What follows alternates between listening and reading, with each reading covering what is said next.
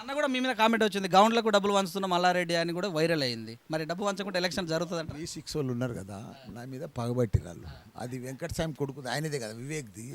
వాళ్ళు నేను యాడికి పోతే 3-4 నా ఎంబడే ఉంటారు. నేను మాట్లాడితే కూడా అరే ఇప్పుడు గౌడ సంఘం ఉన్నారు, వాళ్ళే చెప్పారు ఇక్కడ కళ్ళులో కూడా పొల్యూషన్ వచ్చింది, తాడి చెట్టు కూడా ఖరాబ్ అయింది, ఆ డివిస్ కంపెనీకి వెళ్ళాను మాట్లాడుతుంటే తప్ప 3 కెమెరాలు పెట్టిరా నా పక్కకు.